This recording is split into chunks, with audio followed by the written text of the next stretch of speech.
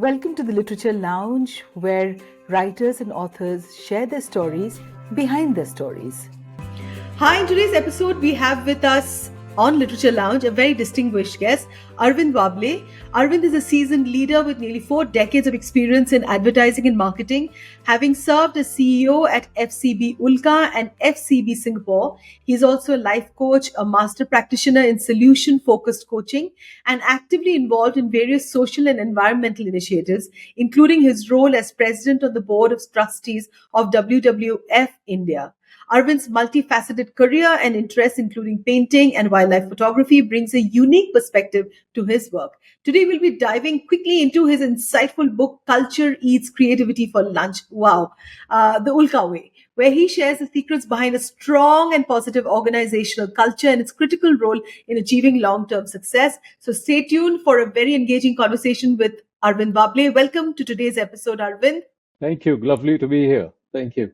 Yeah, thank you so much. So let's just begin the podcast by asking you, tell me about your early career and how did you get started in advertising and marketing, and what inspired you to write Culture Eats Creativity for Lunch and not dinner, the Ulka Way?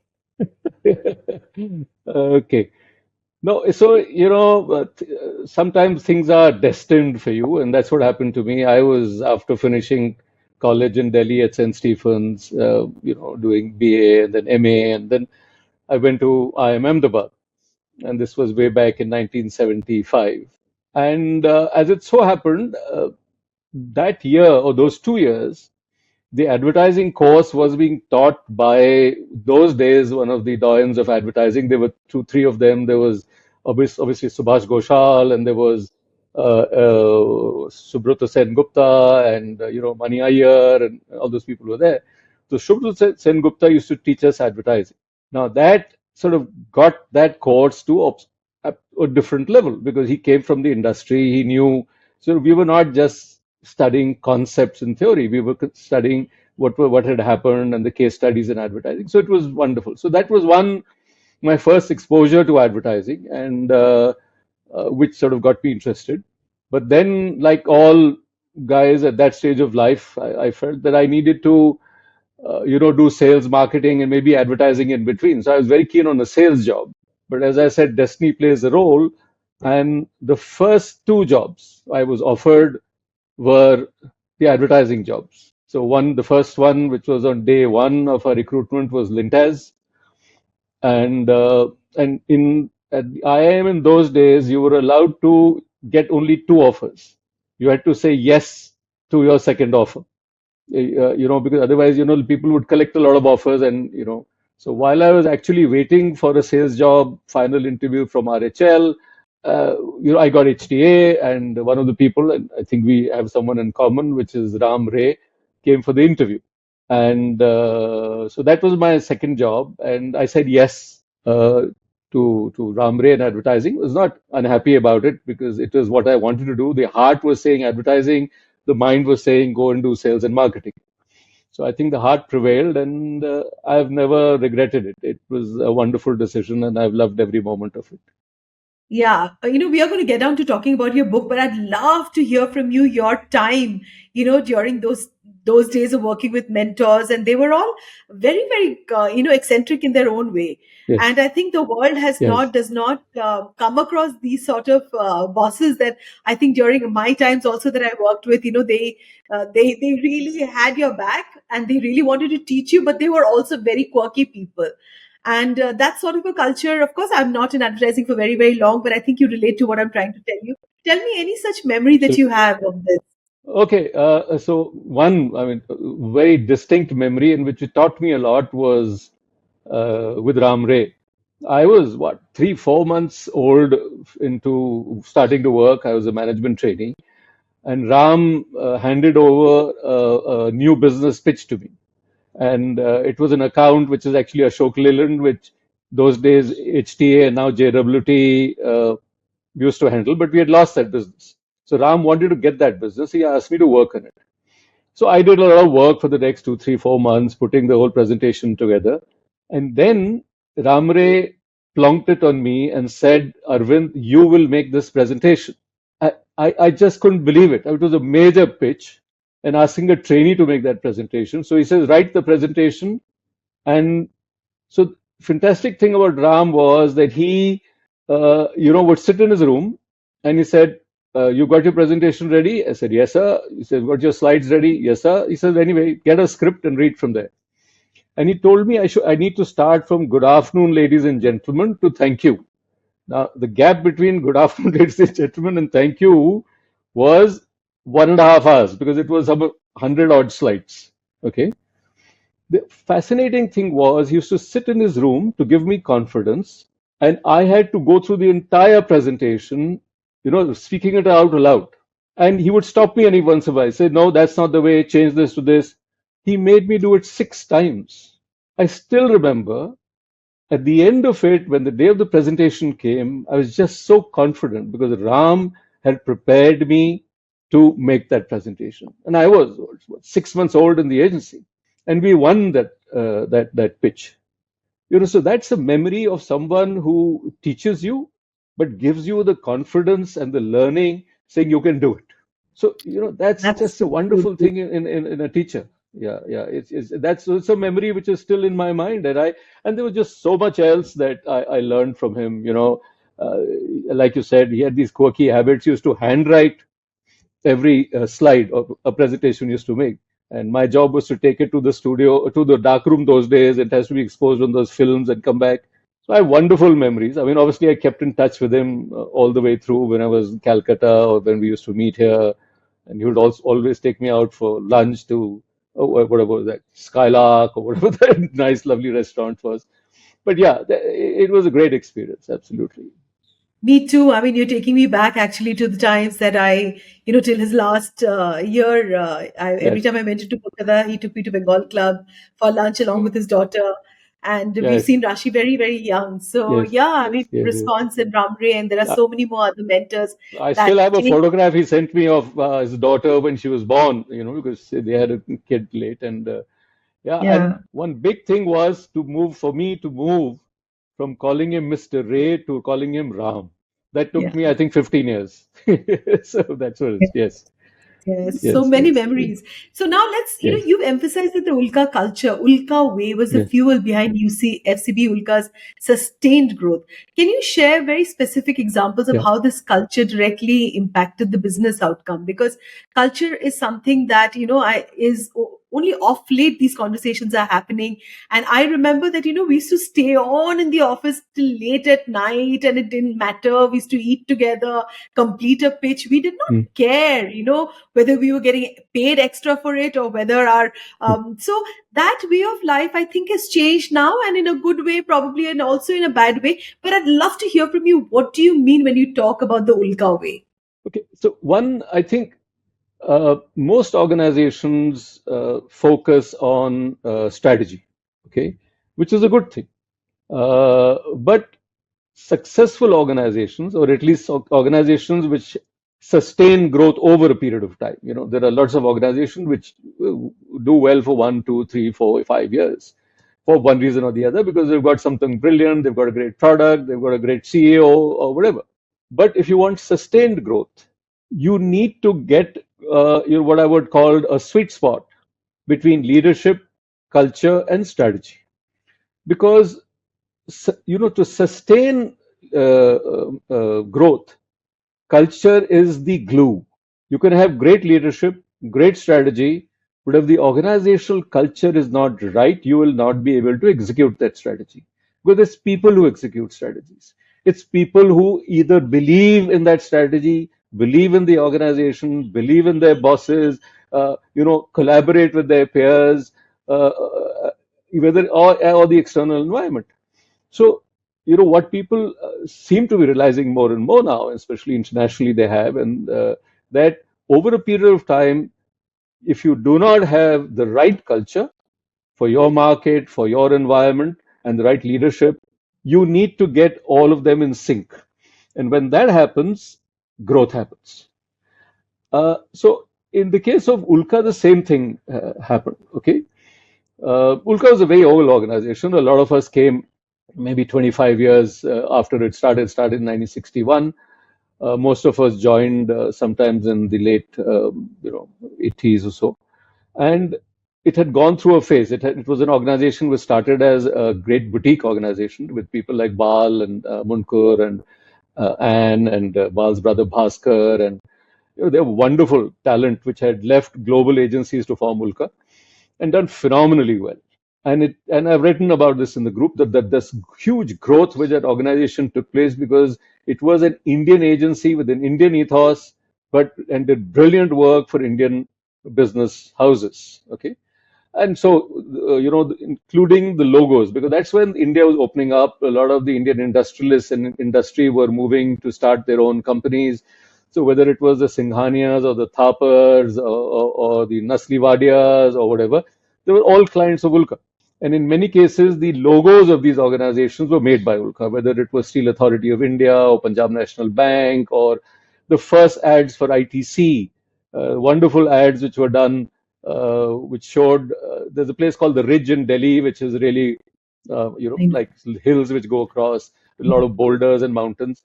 And I still remember that ad which was done there, which said they showed all of that because right across that is where today's Moria is. And that Mm. ad for that land was all hilly and barren. And it showed that ad, and all it said was, "One day beautiful women will sleep here." Okay.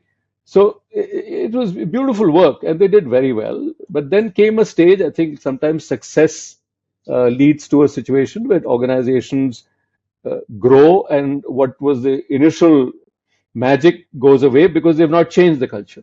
So there came a stage where I think the organization culturally started breaking up, and which was the time when the new team came in, which was Anil Kapoor, who was my boss and mentor and whatever. After I and a couple of us who had worked with Anil came together, and at that point in time, we decided that we need to give this agency a distinct image, a distinct positioning, a positioning which is not, which is, if I may use the word, it's an unadvertising advertising agency. Because all of us who came into this agency had been clients. Anil had been a client. He was the marketing director at Boots. I had been a client, at Yellow Pages and the HCL group when I was there. Ambi Parmeshwaran had also been, Shashi Sinha, Nitin Bhagwat, four or five of us who came together. We had all been clients, and we had large agencies as our agencies. I mean, I had JWT, I had Contract, I had Ulka at one time. What we were missing was agencies had grown from being marketing brand partners to people who were just creating campaigns. And we felt that there was a role if the agents used to have in the early years, which is the 50s and the 60s, which had gone away. And we wanted to get back to that position of an agency which is a marketing partner, a brand building partner to its clients. So, which is why our positioning, because it became very clear, which was we are providers of brand solutions and not suppliers of campaigns. Okay. So, this is the key perspective. How Ulka positioning was, so that was the strategy. And all our work towards was it has to be strategically focused. Every campaign has to produce a bottom line. It has to move the needle for the client. So there was a leadership which came together. There's a very clear strategy which came together. And finally, as I said, the culture or the vision was to create an organization which had long, stable relationships where people would come and stay. So we had to provide an atmosphere where people liked to stay. People felt secure. There is this huge tussle and debate sometimes about. I had a client who turned around and said, when we met him, that I believe people should be kept at the edge of their seats if you want to make them perform well. Our view was you need to make people secure and safe if you want to perform them to perform well, which led to a strong, stable team which remained for 26 years. Our second line, the average tenure of that team was 15 plus years, and we delivered campaigns which moved the needle for the client in marketing terms. And there's a whole chapter on some examples I've given in the book.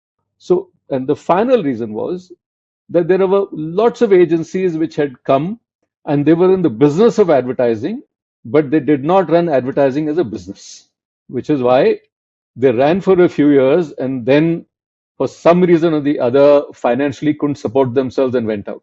We were very clear from the beginning that we will provide all this to clients, we will provide it at a certain value. And that's why people who used to charge what we felt were appropriate. And that's why we were successful and profitable. So, what are the key attributes you think of a strong organizational culture, according to your book? Yeah. So what I've talked about in the book, there are six points which I've talked about, and this is what we practice at Ulka. So these are not conceptual in nature. I mean, they also match a lot of conceptual work which is done. First and foremost was attitude over aptitude, or versus aptitude. We believe that we need people with aptitude, but more importantly, the attitude of the person has to be right.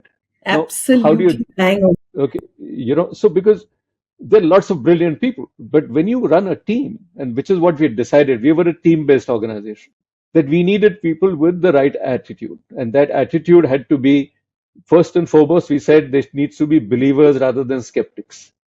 Believers in what the vision of the company was, right? So that was very important. Two, they need to be advertising personalities. I've written about what an advertising personality is. I mean, it's I'd like you love you said, to it's take us through that once. Please tell us, okay. what is an advertising personality, Arvind? Having been in an agency as a trainee till I became, account director, etc., then moved to marketing. I feel that the advertising personality, you must understand that early years in advertising are difficult. They are tough, they're long hours, you're not really getting paid very well, and you're slogging it because, you like it, you like the work.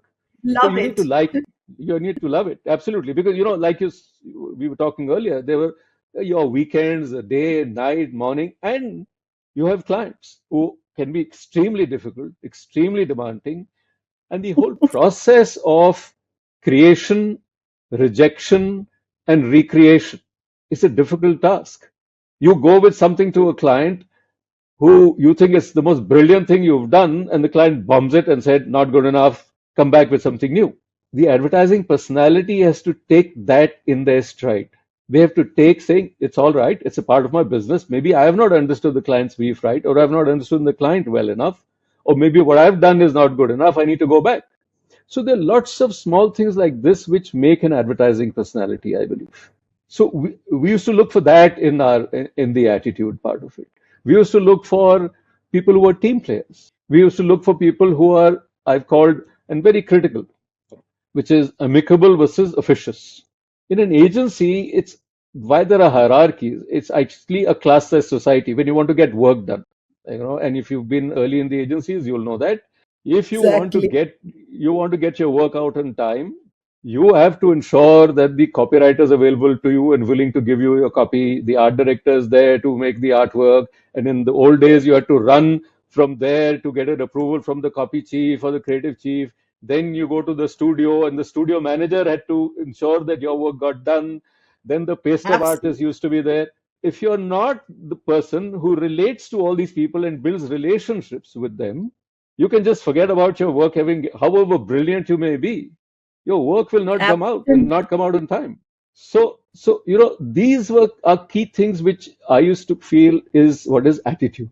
You need to be collaborative, not competitive, to be interdependent and not be too high on independence. Okay. So I've written about these as being the key sub elements of attitude, and which is what you have to find a way to judge by talking to people when you take them. So that was one aspect of culture. The second aspect I've written about is advertising is a senior person's business where the best ideas come from youngsters. Okay. It has to be a senior business. Clients spend huge money, crores and crores of rupees in advertising. I think it's not fair for agencies if senior people don't have an oversight on what's happening, at least at the strategic level. But at the same time, you need to have youngsters who come with ideas because they have great ideas. They break all norms. They come out with new ideas. And then you need senior people with the wisdom to sift those ideas and say, yes, I think this works or this doesn't work. So that was the second aspect of culture, which was important. The third aspect of culture, which we followed at the agency, was never buy people. Because someone who comes in for money will leave for money. So True. I always insisted I want to know why you're joining and why you're leaving and what do you expect from us. If all that you want is a greater designation and greater money, please don't come to us because you'll say the same to us 2 years down the road. If you want a better environment, if you want to do something different, if you want something challenging, let's talk. So that was one. So, so the other aspect of culture was never short charge your own people. A lot of organization in their desperation to recruit used to get people saying, oh, we need someone, we need a creative person, or I need a account director or whatever. Oh, he's getting X, but he's not willing to come at below 1.5X. The question is, you have three other people at the same level who are getting X. You can't get in people who are getting 1.5X. How do you explain it to the people who've been working for you? So I was very clear saying, this is our grades, this is where you come in, you're on par. If you do well, you will grow. But do not ask me to mess up our system and get you in at a higher level or a higher salary. Then there were things like all rewards are not monetary. Okay, you can give promotions or challenges or designation or positions which makes the person grow. So this was the whole aspect of not buying people, rewarding them. Then fourth one was there are no zeros or heroes overnight. You're not as good as your last campaign. If we've hired you, then you're good enough. So if you're on the Ulka bus, you must be okay. Don't try and prove. See, you don't have to come to office every morning to prove yourself. Okay, and we'll give you time. We'll give you a long rope, not to hang yourself, but we'll give you a long rope so that you can pull yourself back if you go in the wrong direction. Okay, so that was the other aspect about culture. Then one big one, which sort of meant a lot of also tough decisions, which is no prima donnas. Because prima donnas are their very nature brilliant people. They are brilliant, otherwise they won't be prima donnas. But they're not great for teams. So we gave up people whom I said had great aptitude, but had a prima donna attitude. And that's what we had heard about them or got the feeling, and we didn't take them on.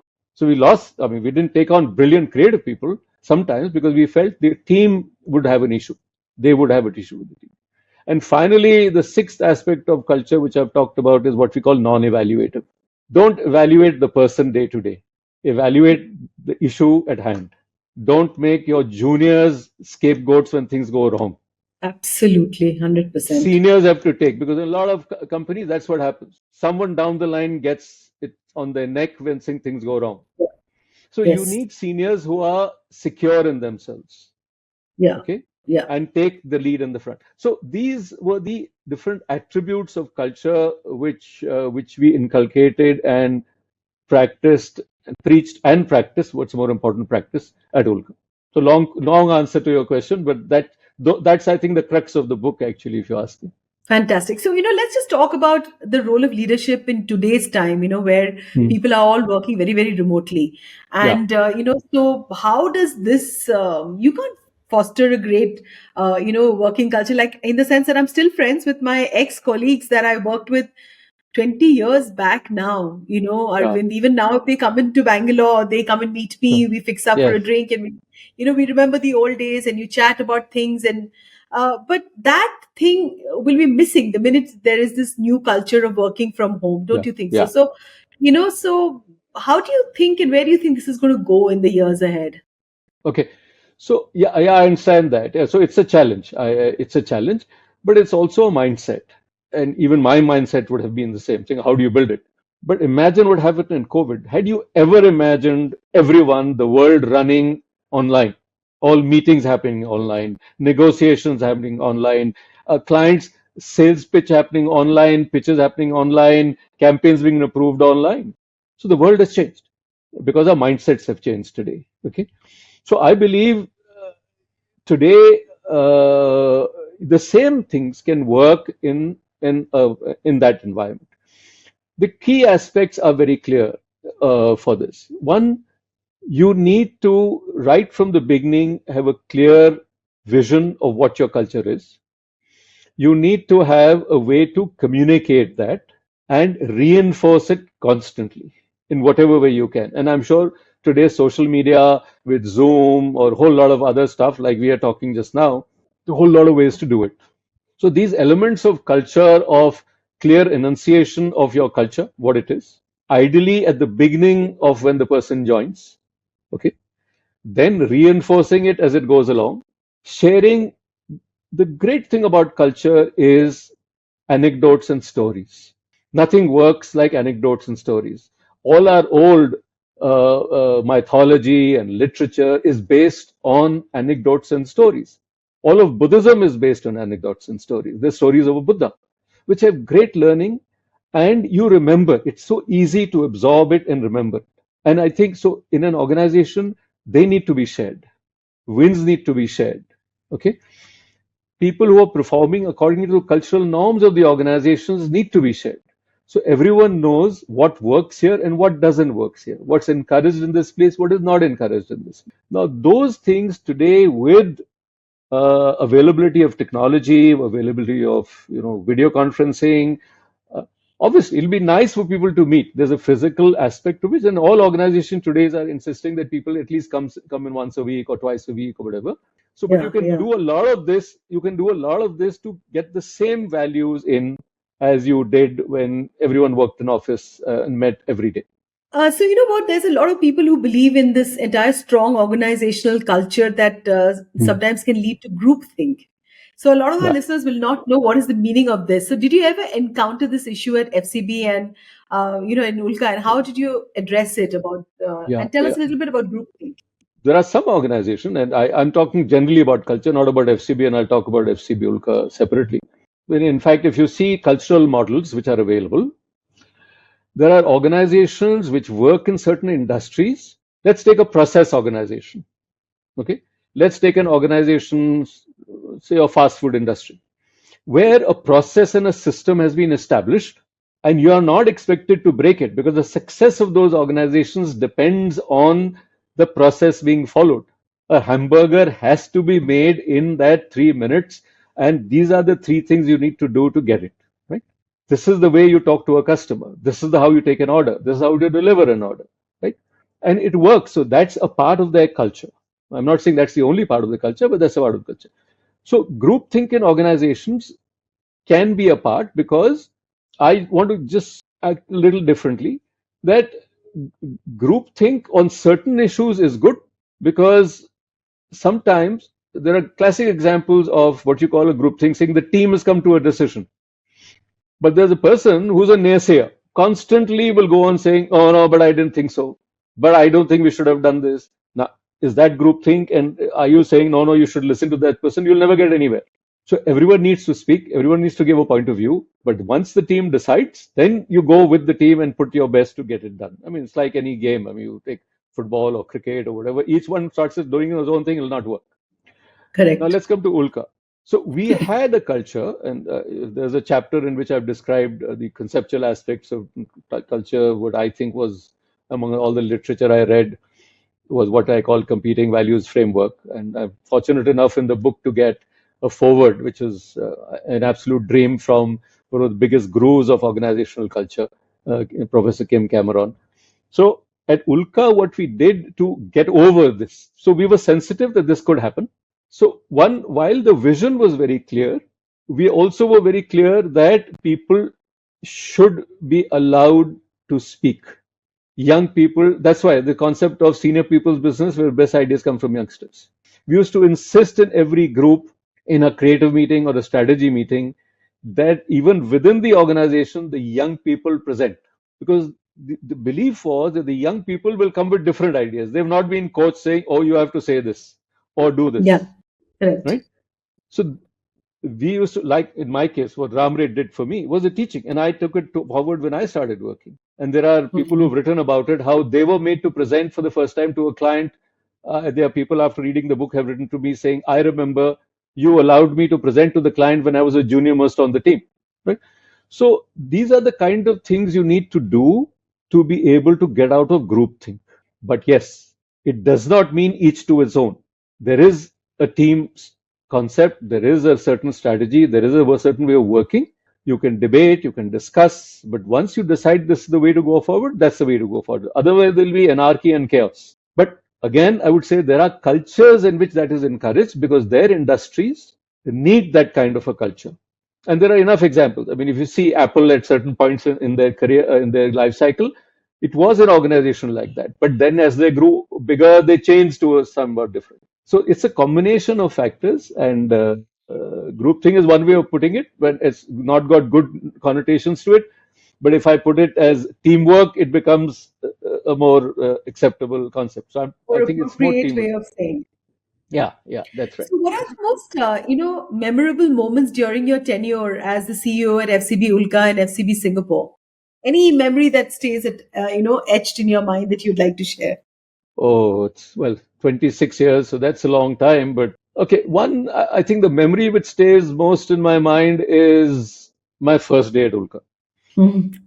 Okay, but there's a long story to it, but I won't go into all of it. But I was reluctant to come back to advertising because I had been away into marketing and heading whatever marketing for a yellow page company, and before that, one of the HCL group companies in technology. But Anil Kapoor, as I said, who has been a mentor for me, pushed me saying we're going to do something at Ulka, come back. The agency was going through issues, especially in Delhi. The whole team had left. The person who was heading Delhi had left, taken 30 people with him. So I wasn't really sure what I was getting into. And I still remember the first day at Ulka, when I came in, I suddenly realized that there was more or less 30% of the people waiting with resignations to go. so, so Wow. I, to that was my first day. But I must say that evening I called up Anil and I said, "Boss, what is this have I walked into?" And I still remember him telling me, saying, "Arvind, if there's anyone who can do it, you can. So don't, I'm not going to ask any questions. I know what you've stepped into and I know you'll do it. You let me know how you want me to support you." That's the most wonderful thing a boss can say to someone you work with. Saying, Absolutely. I'm with you, do your best, I'm there to support you. So I still remember that day. And then how it changed over the next month, 2 months, 3 months, 4 months. And then, I think we did phenomenally well. So that's one day I still remember uh, at Rolka, the first day. The second thing I remember is my first recruitments. The rumor in the market was we were closing down because the manager had left, 30 people had left, accounts were saying whether they should stay or not, is to get a team. I told you every 30% of people were leaving us down to zero copywriters. I asked the one copywriter who had put in his resignation to stay for a month so I could get someone. My entire senior servicing team was leaving. And without knowing me, because they said, we are going because the organization is not going anywhere, whatever it is. Which is when my first recruitment. I remember that, people like Nitish Mukherjee and Richard Ora and Radhika and some of these people who were the first recruits I did, they came in trusting me, not anything else. And I told them, listen, and I've written about that in the book as well, saying, trust me, I don't have much to offer you, but I believe if there are two of us, which makes a team, we'll make this place go somewhere. So that's a memory I still have, and I owe a lot to those early people who came in. There are lots of them. I don't name all of them, but the people I've named, and even later on, Sanjeev Bhargav came, and Sanjeev Shukla came, Sudhir, and a lot of these people came, Roy Cherian, and the whole lot. So there was a huge belief in what we were doing. So that was the second thing I remember. The third, obviously, are the major client wins. When we were in a mess, the first big client we got, no one wanted to call us for pitches. What was LML, which we did phenomenal job. The next one was Whirlpool, then Hero. There was a stage when we lost 40% of business because of global tie-ups. We tied up with FCB and we lost. But how we recovered from that, that's a very lasting memory. Then obviously, but if I were to say it was really the culture, the team I worked with, and the appreciation we got from our clients for doing good work for them. So those are lasting memories which made it all worthwhile, actually. Arvind, you've done your education at Mayo College, St. Stephen's, Delhi School of Economics, and IIM Ahmedabad. So I have to constantly, remind myself that I shouldn't sound stupid in anything that I ask you. It's extremely intimidating. how did this shape your professional journey? Because in advertising, there's to be so many people. They were so eccentric. Some of them would have joined an IIM, quitted midway, and decided to come in and join. And Yeah, yeah, I mean, during our times, there's so many. There were people from IIT. They just left their entire, yeah. engineering career to get into the creative work. So tell me a little bit about how did all of this, like, ये सारा कुछ बोलने में मुझे वक्त लगेगा. Mayo college, Stephens, Delhi school of economics, IIM Ahmedabad. How did it help you? So each stage teaches you something different. Each stage of life teaches you something. And for me, each stage, these were significant moments in my life, and I won't change them for anything else because they taught me. I mean, apart from the labels of a Mayo College or a St. Stephen's or an IIM or whatever. Okay, because in my view, if I go and look at, say, what did I get from school, from a place like Mayo?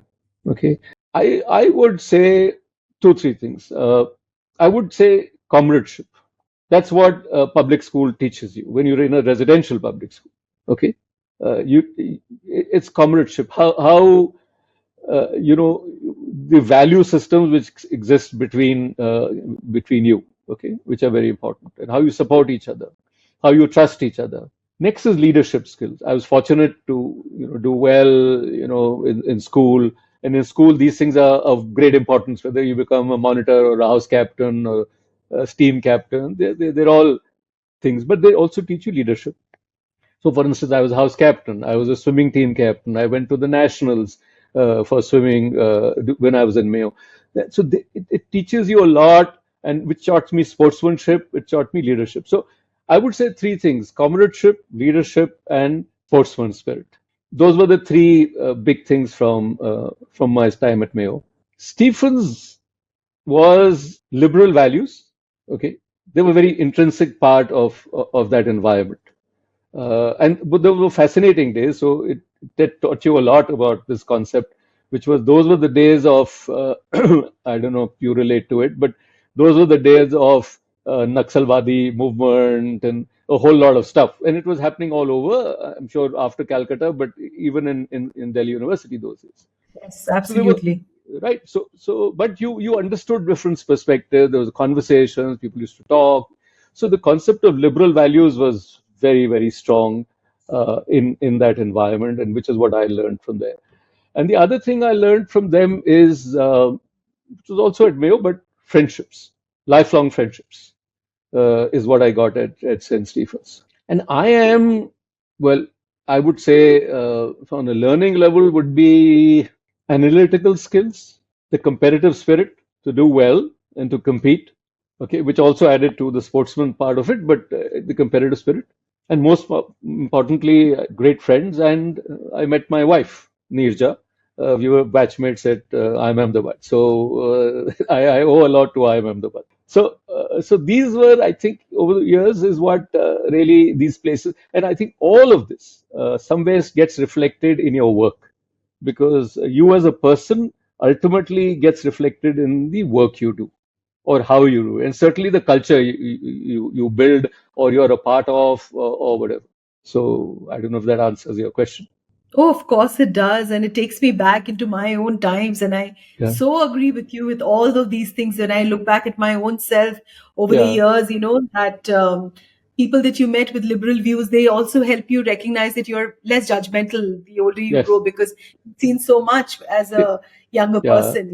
that's right. So, Yes, yes, you're open to new things, you're open to different cultures, open to different orientations, and you're not very that's right. quick to immediately judge people. And I, and That's right. I owe exactly all of those things to all the different people that I met, during my entire college and work years. And of course, That's right. having the agency for years on end, I could not have ever imagined not working in an agency. So I Yes, still carry the same culture, of mm, the agency. that's Now, right. I have to say one thing, Arvind, IIM and then Stephens and then Mayo, all of this is very prestigious. How did it really, uh, weren't you challenged in getting in touch with the reality of people, people who are employees at all levels? Because everybody doesn't come from Stephens and they don't come from IIM and they don't come from, Mayo. They do go into the local Yeah. schools. So there, Sure, sure. was it easy for you to bridge this gap?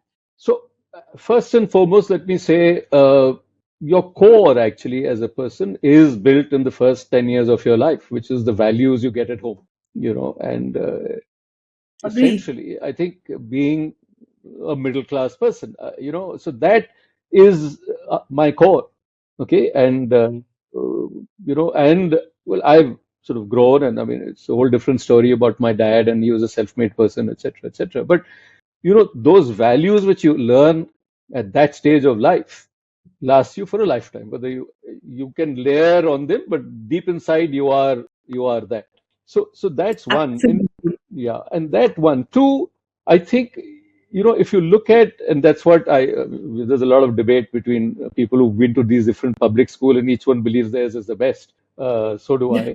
But Yeah. but but I felt a place like Mayo, compared to a lot of other very famous schools in the country, some very, very famous schools, was a more grounded place. Okay. And I think with the family background and going to a place like Mayo, going to a place like St. Stephen's, where you didn't care. The concept of liberal values is also you don't know, you don't care where he's from, what he's done, how much money he has. It doesn't matter. And finally, I think I learned early in my career, which is the where I've got this concept of amicable versus officious. I made a habit all my life in the agency from the time I was an account executive to the time when I became CEO. Every morning, the first thing I did was go around the agency. The first place, start from the dispatch person, the studio person, the artist, go and meet every copywriter, uh, you know. So, that gives you, and, that builds the relationship. And I felt that one was part of our culture, and two, it was my values which have helped me do that. So all these are fine. I mean, they're lovely sort of labels to put out, but I think ultimately what you've got from these places is very important, which makes you the person you are. What are the future plans, Arvind, that you have? Oh, that's okay. I keep telling people this, so I must repeat it. When I was retiring, there were two things which I told myself. Obviously, a lot of people, and this was a big decision, saying when you retire, what? And at Ulka, one thing was very interesting. When we came in, all of us decided that we will leave the day we become 58 and resign from the organization, and then get connected back to Ulka as advisors. Idea being that the new generation should take over. It should not be that, well, we can hang on, so I can hang on till I'm 70. So I retired at 58. So did Anil Kapoor. So did all the people after me, the team which came in. Okay. So, but you're right. I had to take a call of what do I want to do. So I said two things to myself. One is inspired by an advertising line, which is, I still remember, and I quoted to a lot of people, which is, when was the last time you did something for the first time? So when was the last time you did something for the first time? And I felt that if I were continuing to do more of what I had done, which is brand building, consultancy, whatever, whatever, I would be doing more of the same. So I wanted to do something different or not do that anymore. Two was very clearly, I told myself, I do not wish to meet people I need to meet. I wish to meet people whom I want to meet. Okay. Now that sorted the other That's thing out, very which powerful, Arvind. so this is mine. That's a very I must take credit for that, not the first one, which is an advertising line, but the second one.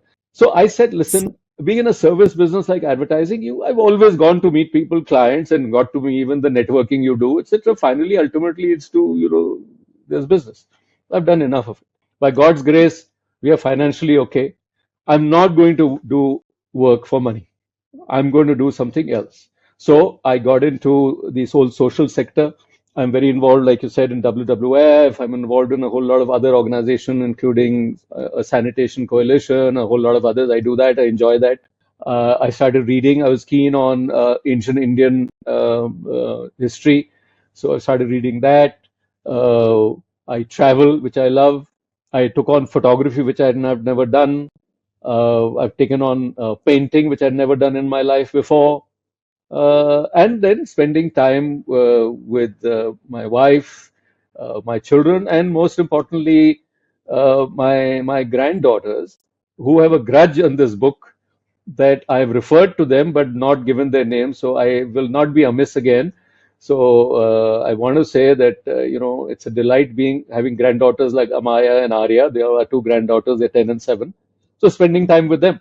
So there's enough to do, and old friends, and a lot of us are retired. So just spending quality time with people you want to, like I said.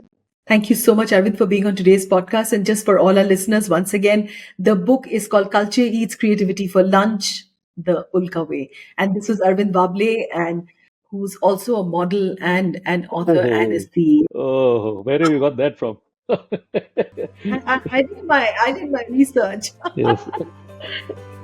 Thank you so much, Arvind, and we are Thank you, done. thank you, thank you, thank you.